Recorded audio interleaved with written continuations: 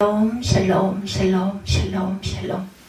하나님 사랑합니다. 여러분 주 안에서 사랑합니다. 로마서 14장 말씀이죠. 1절에서 6절까지. 믿음이 연약한 자를 너희가 받되 그의 의견을 비판하지 말라, 이렇게 말씀하고 있습니다. 어떤 사람은 모든 것을 먹을 만한 믿음이 있고 믿음이 연약한 자는 채소만 먹느니라. 먹는 자는 먹지 않는 자를 업신여기지 말고 먹지 않는 자는 먹는 자를 비판하지 말라. 이는 하나님이 그를 받으셨습니다. 남의 하인을 비판하는 너는 누구냐? 그가 서 있는 것이나 넘어지는 것이 자기 주인에게 있으며 그가 세움을 받으니 이는 그를 세우시는 권능이 주께 있습니다. 어떤 사람은 이날을 저날보다 낮게 여기고 어떤 사람은 모든 날을 같게 여기나니 각각 자기 마음으로 확정할지니라. 나를 중히 여기는 자도 주를 위하여 중히 여기고 먹는 자도 주를 위하여 먹으니 이는 하나님께 감사하며 먹지 않는 자도 주를 위하여 먹지 아니하며 하나님께 감사하느니라, 이렇게 말씀하고 있습니다. 우리는 오직 주를 위하여 살아가고 있죠. 주가 주시는 능력과 주가 주시는 힘과 생명으로 살고 있습니다. 1941년 7월 아우슈비츠 수용소 14동에서 포로 중 한 명이 탈출을 한 사건이 있었어요. 아주 오래전 일이죠. 1941년이니까 2026년이니까 거의 한 80여 년 전 일입니다. 친위대가 출동해서 도망친 포로를 추적했지만 끝내 찾지 못했다고 합니다. 탈출자가 24시간 안에 잡히지 않을 경우 그가 속한 14동의 수용자 중 10명이 죽음을 맞게 된다고 하네요. 다음날 아침 수용소 소장은 일렬로 늘어선 수용자들 중에 처형시킬 사람들을 무작위로 골라냅니다. 너, 그리고 너. 그런데 수용소장에게 지목된 한 사람 중 전 폴란드군 부사관이었던 프란치세크 기조오니체크가 울부짖으며 애원하기 시작을 합니다. 제발 절 살려주세요. 제겐 아내가 있고 불쌍한 자식들도 있습니다. 제발. 그때 누군가 대열을 벗어나 소장 앞으로 다가와 소장에게 말했다고 그래요. 저 사람 대신 제가 죽게 해주십시오. 너는 누구지? 소장이 그에게 묻습니다. 16,670번 막시밀리안 콜베 카톨릭 신부입니다. 결혼하지 않았기에 아이도 없습니다. 부디 사람을 바꿔주십시오. 이 말이 소장의 마음을 움직입니다.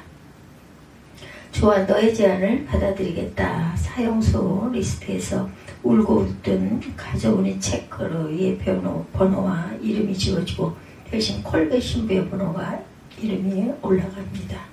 콜베 신부를 포함한 10명은 죽어야 벗어날 수 있는 한 명 높은 지하 아사간방으로 향했습니다. 콜베 신부는 죽음을 기다리는 다른 수감자들을 위로하고 격려합니다. 음식은 물론 물 한 모금도 마시지 못하는 그 아사간방에서 콜베 신부와 함께 있는 죄수들은 누구도 저주하지 않고 힘 빠진 목소리지만 기도하고 찬송할 뿐이었다고 하죠. 3일이 지났을 때 처음으로 한 사람이 죽었고 나머지는 허기와 갈증으로 야유어가며 주말까지 살았다고 그래요. 2주가 지나자 4사람이 남았는데 콜베 신부도 그중 하나였다고 합니다. 다음 작업을 위해 간방을 치우도록 해 소장의 명령이 떨어졌어요. 치운다는 말은 배설물과 함께 냄새 제거를 의미했지만 겨우 목숨만 붙어있는 생존해 있는 수감자들을 제거한다는 의미도 된다고 해요. 수용소 담당 의사가 한 방문을 열었을 때 3명의 동료를 먼저 보내놓고 혼자 남은 콜베 신부는 벽에 기대어 있었고 준비된 독약주사 앞에 뼈만 남은 팔을 내밀었다고 그러죠. 1941년 8월 14일 막시밀리안 콜베 신부는 그렇게 최후를 맞았어요. 가톨릭은 콜베 신부의 순교를 기려서 1982년 10월 15만 명이 운집한 가운데 성 베드로 성당에서 콜베 신부를 성자로 추서했다고 합니다. 콜베 신부는 신학 박사와 철학 박사였고 인기 있는 저술가이기도 했다고 그래요. 콜베 신부는 선교재단을 만들어 선교에 나섰고 일본 선교사로 6년간을 현장에서 뛰기도 했던 사람이었다고 그러죠.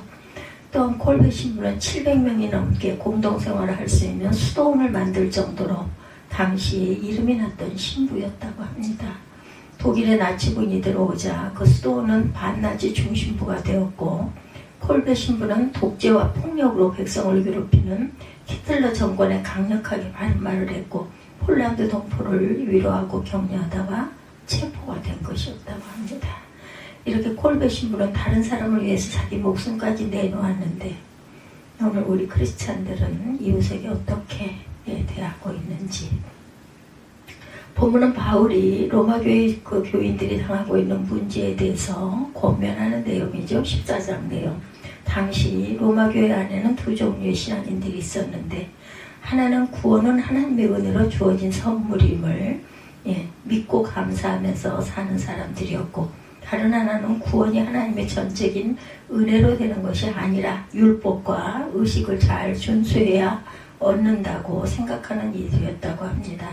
본문에 은혜로 되는 것이다 라고 말을 했던 자, 후자를 믿음이 약한 자들이라고 이렇게 말했다고 해요. 믿음이 강한 자들은 고기를 잘 먹으나 믿음이 약한 자들은 고기를 먹지 않고 채소만 먹었다고 그러죠. 그 당시 로마 사회에서 육류는 대부분이 우상 제물을 바쳤던 고기였다고 그래요.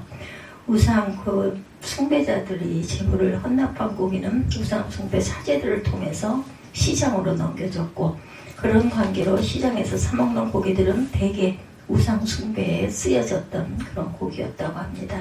그래서 열성적인 우상 숭배자들은 고깃값을 더 주고라도 이런 고기를 먹기를 즐겼다고 그러죠. 이런 이유 때문에 유대인들 음식법에 집착했던 로마 기독교인들은 육식을 금하고 오직 채식만을 하게 되었다고 그래요. 상황이 이렇게 되자 고기를 먹느냐 마느냐는 문제는 로마 교회에서 중요한 문제가 됐고 그 문제로 교회가 양극화되어서 반목과 질시를 하기에 이르렀습니다. 로마 교회는 음식 문제로 서로 비난을 일삼고 남을 정죄하기에 이르렀고 바울은 교회의 평화가 중요함을 역설했다고 그러죠. 그 당시 하인은 그의 주인만 그 하인에 대해 왈가왈부할 수 있지 남의 하인을 판단할 수가 없었다고 그래요. 그래서 사도 바울이 말합니다. 남의 하인을 비판하는 너는 누구냐? 그가 서 있는 것이나 넘어지는 것이 자기 주인에게 있음에 그가 세움을 받으니 이는 그를 세우시는 권능이 주께 있습니다. 하는 본문 14장 4절입니다. 남의 하인을 비판하는 너는 누구냐? 그가 서 있는 것이나 넘어지는 것이 자기 주인에게 있음에 그가 세움을 받으리니 이는 그를 세우시는 권능이 주께 있습니다. 어떤 사람은 이 날을 전날보다 낮게 여기고 어떤 사람은 모든 날을 같게 여기나니 각각 자기 마음으로 학점할지니라. 나를 중히 여기는 자도 주를 위하여 중히 여기고 먹는 자도 주를 위하여 먹으니 이는 하나님께 감사하며 먹지 않는 자도 주를 위하여 먹지 아니하며 하나님께 감사하느니라. 오늘 본문이 14장 1절에서 6절까지죠. 하인에 대한 상벌의 주제는 주인밖에 없었어요. 그 당시 로마 제국에서는 하인의 생사 여탈권은 황제조차도 가질 수가 없고 다만 그 주인에게만 있는 고유 권한이었다고 합니다. 그 주인은 바로 하나님이시죠. 우리 주인은 하나님이십니다. 하인인 우리를 세우고 넘어지게 하는 권한은 하나님께 있다. 인간이 인간을 절대로 판단할 수가 없죠. 인간은 모두가 하나님 앞에 죄인이기 때문에 죄인이 죄인을 판단할 수가 없습니다. 오로지 의로움 자체이신 하나님만이 인간을 판단할 수 있다. 성도는 모든 판단을 하나님께 맡겨야 합니다. 영적인 조건으로 서로를 판단하고 구별하고 시기하고 질투해서는 안 됩니다. 주님은 서로 비판하지 말라고 말씀하시죠. 비판을 받지 아니하려거든 비판하지 말라. 너희가 비판하는 그 비판으로 너희가 비판을 받을 것이요 너희가 헤아리는 그 헤아림으로 너희가 헤아림을 얻을 것이라. 어찌하여 형제의 눈 속에 있는 티는 보고 내 눈 속에 있는 들보는 깨달지 못하느냐. 외식하는 자여 먼저 내 눈 속에 들보를 빼라. 그 후에야 밝히 보고 형제의 눈 속에 티를 빼리라. 마태복음 7장 1절에서 5절 말씀입니다. 찰스 스윈들 목사는 그의 산상수훈 설교집인 은혜의 각성에서 비판하지 말아야 할 7가지 이유를 들었어요. 첫째는 우리 모두 모든 사실을 알지 못한다. 정당한 비판을 위해서는 모든 사실을 알아야 한다. 그러나 우리는 늘 제한된 사실에 대한 지식만 가지고 있을 뿐이다. 이렇게 제한된 사실만 알고 있다면 비판은 늘 불완전할 수밖에 없었다. 비판은 사실에 기초해야 하는데 제한된 사실을 어떻게 올바른 비판을 할 수가 있겠는가. 둘째, 우리는 그 동기를 다 이해할 수 없습니다. 우리가 누군가를 비판할 때 그 사람의 동기를 완전히 파악할 수 없습니다. 겉으로 드러나는 행동이나 말이나 표정을 통해서 그 동기를 100% 알 수가 없다. 동기란 내적인 것이기 때문에 동기를 이해하지 못하면서 무조건 비판하는 것도 잘못된 것이다. 동기를 이해할 수 없는 만큼 비판할 자세가 비판을 자제할 필요가 있다. 셋째, 우리는 완전히 객관적으로 사고할 수 없다. 인간의 판단은 항상 객관성과 주관성을 모두 가지고 있다. 어느 누구도 자신의 판단이 객관적이라고 말할 수가 없다. 모든 사람의 각자의 판단은 어느 정도 주관적일 수밖에 없다. 그 사람의 판단처럼 다른 모든 사람이 동일한 판단을 할 때만 그것은 객관적이라고 말할 수가 있기 때문이다. 그렇기 때문에 상대방을 비판하고자 할 때 그것은 우리 자신의 주관성이 개입된 것이라는 점을 늘 인식해야 한다. 넷째, 우리는 상황을 완전히 알지 못한다. 어떤 사실이나 사건은 모두 상황 맥락적이다. 동일한 사실도 어떤 상황에서는 다른 의미를 갖게 된다. 유명한 예를 보면 미장이가 벽돌을 쌓다가 조수에게 벽돌하고 외치면 그것은 벽돌을 가져오라는 의미다. 그런데 만약 공사장 아래를 지나가는 사람에게 벽돌하고 외치면 그것은 떨어지는 벽돌을 피하라는 의미도 된다. 이처럼 상황을 제대로 알지 못하고는 쉽게 누군가를 비판할 수가 없다. 다섯째, 우리가 보지 못하는 부분, 우리의 인식은 늘 제한적이다. 그래서 비판한다는 것이 얼마나 위험한 일인가. 제한적이기 때문에 우리가 보고 싶어도 보지 못하는 부분이 반드시 있다. 누군가를 비판하고자 할 때 우리는 늘 이 점을 염두에 두어야 한다. 우리가 보지 못한 어떤 부분이 있고 그것이 칭찬받아야 할 부분일 수도 있기 때문이다. 또한 불쌍히 여겨야 할 부분일 수도 있다.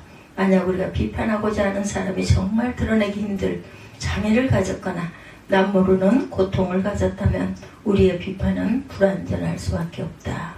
여섯째, 우리는 편견이 있으며 시야가 흐려질 수 있다. 모든 사람에게는 편견이 있죠.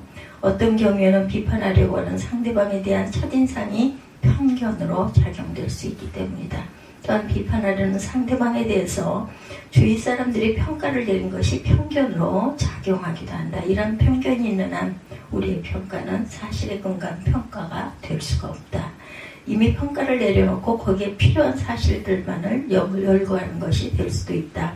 마지막으로 우리 자신은 불완전하며 일관성이 없다. 인간은 늘 불완전하다. 특별히 일관성이 없죠. C.S. 루이스는 자신이 가르치던 옥스퍼드 대학원 학생이 일관성 없는 태도를 가졌던 일화를 소개한 적이 있다고 합니다. 그 학생은 저명 정치인에 대해서 매우 비판적인 시각을 가지고 있었는데 어떤 파티에서 그 정치인이 자신을 사람들 앞에서 칭찬하자 그 다음부터는 그 정치인에 대해서 우호적인 시각으로 바뀌었다고 합니다. 이렇게 불완전하고 일관성이 없는 것이 그 사람만의 문제는 아니다. 우리 모두의 문제죠. 그렇다면 누군가를 비판하는 것을 자제해야 하지 않겠는가. 우리 중에 아무도 비판하고자 하는 유혹으로부터 자유로운 사람은 없어요. 모든 사람이 이런 유혹 속에서 쉽게 험담과 비판을 즐기고 있다는 것이죠. 그런 면에서 우리는 비판하지 말라는 주님의 명령을 간단히 넘어가서는 안 된다. 누군가를 비판하고 싶다면 언급한 7가지 근거를 늘 생각할 줄 알아야 한다는 거죠. 남의 허물을 보았더라도 허물을 비판하지 않는 사람이 진정한 하나님의 자녀들이라 할 수가 있을 것이다. 우리 모두 하나님의 형상을 가지고 있기 때문에 동등하게 하나님 앞에 존귀한 존재들이다. 또 예수 그리스도의 십자가의 은혜로 자격이 없음에도 신앙 안에서 모두가 다 하나님의 자녀가 되었어요. 그러므로 우리는 누구라도 하나님의 자녀를 비판하고 평가할 자격이 없다는 거죠. 교회 안에서 빈부격차, 지위고하 그리고 지식의 유무를 막론하고 모두 하나님의 자녀이기 때문에 서로를 사랑하고 존중하고 화목한 공동체를 이루어야 한다는 것입니다. 서로를 존중해서 화목한 공동체를 이룰 때 교회 공동체는 가장 아름다운 공동체가 될 수 있다. 교회 공동체 말고 이 세상 어디 이런 아름다운 공동체가 있을 수 있겠는가. 믿음의 형제들끼리 아름다운 삶을 이루어 나간다면 우리가 사는 세상은 정말 아름다워질 것이다. 또한 로마 교회 교인들 중 어떤 교인들은 유월절, 오순절, 장막절 등을 다른 날보다 낮게 여기고 그날을 경건하게 지켰다고 그러죠. 그러나 다른 교인들은 그렇게 생각하지 않고 모든 날을 동일한 것으로 생각했다고 그래요. 이 문제도 역시 바울은 신앙으로 지혜롭게 해결합니다. 즉 자기 마음으로 확정하여 5절이죠. 지키고 싶으면 어떤 사람은 이 날을 전날보다 낮게 여기며 어떤 사람은 모든 날을 같게 여기나니 각자 자기 마음으로 확정할지니라. 나를 중히 여기는 자도 주를 위하여 중히 여기고 먹는 자도 주를 위하여 먹으니 이는 하나님께 감사하며 먹지 않는 자도 주를 위하여 먹지 아니하며 하나님께 감사하느니라. 이렇게 말씀하고 있죠. 예, 바울은 신앙으로 이렇게 해결을 했어요. 자기 마음으로 확정하여 지키고 싶으면 중히 여겨 지키고 지키고 싶지 않으면 지키지 않아도 된다. 자유롭게 알아서 본인이 판단하라는 거죠. 그리스도가 오시기 전까지 이스라엘 백성들의 신앙을 규정하였던 유월절, 오순절, 장막절 등은 그리스도가 오시자 필요 없게 되었다라는 것입니다. 그러므로 각자 알아서 하라. 그렇다면 안식일도 각자 알아서 해야 할까? 바울의 권면에 따라 내가 지키고 싶으면 지키고 지키기 싫으면 지키지 않아도 되는 날인 것인가? 결단코 그렇지 않죠. 왜냐하면 분명히 하나님께서 안식일을 기억하여 거룩히 지키라고 명령하고 계시기 때문입니다. 오늘 본문에 쓰인 날을 우리는 유월절 등과 같이 그리스도의 오심과 더불어 효력이 상실된 날로 읽어야 한다. 안식일을 제외하는 이런 날들에는 우리는 전적인 신앙의 자유를 가지고 있다. 이 날에는 주님을 위해 무엇을 해도 가하고 무엇을 하지 않아도 가하다. 6절이죠. 나를 중히 여기는 자도 주를 위하여 중히 여기고 먹는 자도 주를 위하여 먹으니 이는 하나님께 감사하며 먹지 않는 자도 주를 위하여 먹지 않으니 하나님께 감사하느니라. 먹든 안 먹든 어떤 날을 지키든 지키지 않든 중요한 것은 모든 것은 하나님을 위해 하느냐 마느냐이다. 기독교 신앙의 핵심적인 먹는 것이 있고 지킬 날이 있습니다. 그것을 바로 성찬과 안식이죠. 안식일입니다. 그래서 오늘 본문 말씀에 따라 성찬과 안식일도 내 마음이 가는 대로 안 먹어도 되고 지키지 않아도 되는 것일까? 그건 아니죠. 다시 한번 말하지만 결단코 그렇지 않다. 반드시 먹고 지켜야 할 것이죠. 예, 바울이 우리에게 권면하고 있는 신앙의 자유는 여기에 해당하지 않는다. 성찬과 안식일 이외에 음식과 날은 주님을 위해서라면 먹지 않아도 되고 지키지 않아도 된다. 여기에는 해도 되고 하지 않아도 되는 자유가 있어요. 이 신앙의 자유를 우리가 아름답게 갖고 가는 저와 여러분들이 되시기를 주님의 이름으로 축복합니다. 오늘 로마서 14장 1절에서 6절 오직 주를 위하여 이런 제목으로 함께 은혜를 나눴습니다.